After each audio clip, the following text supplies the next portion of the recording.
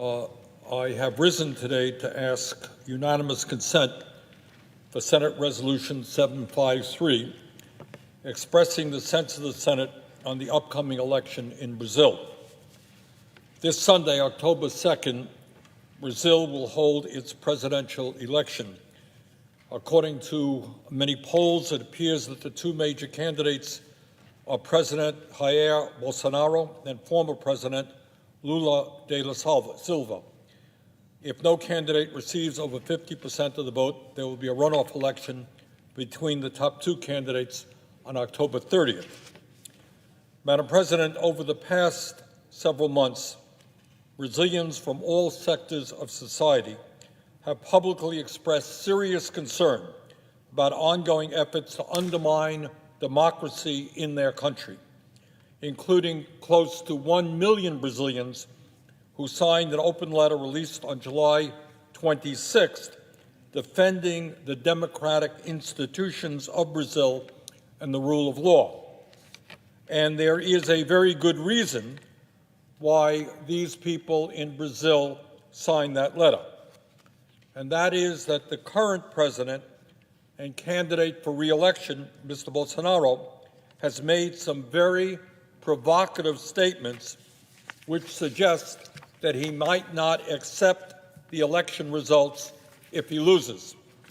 In other words, he might attempt to destroy Brazilian democracy and remain in power no matter what the people of Brazil determine in a free, fair, and democratic election. And let me just quote some of what Mr. Bolsonaro has been saying over the last several years.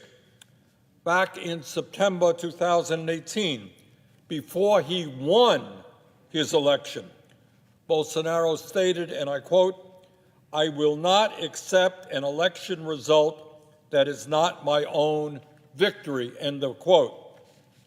On September 7th, 2021, as reported by the Financial Times, Mr. Bolsonaro stated, and I quote, "There are those who think they can take me from the presidency with the mark of a pen.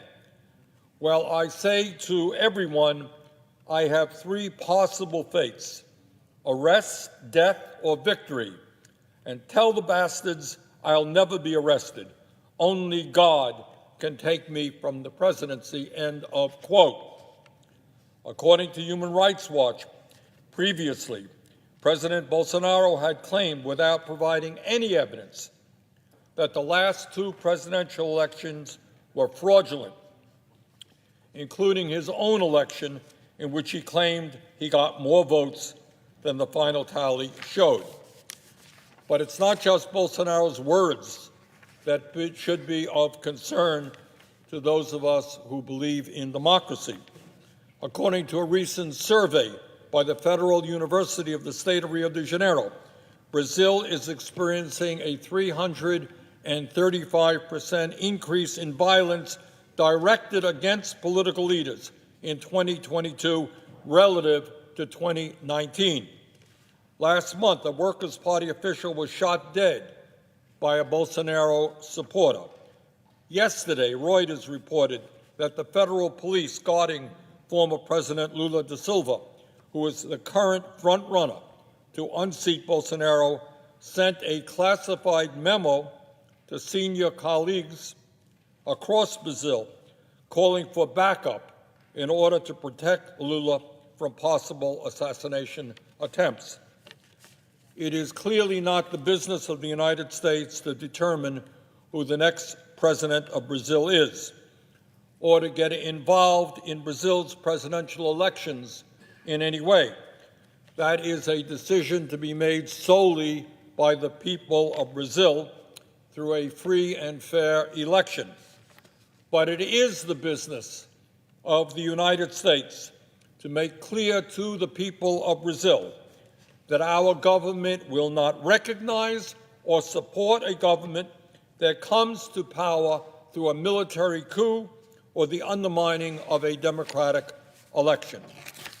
In that regard, I have asked and received unanimous consent today for a resolution that I introduced with Senator Tim Kaine.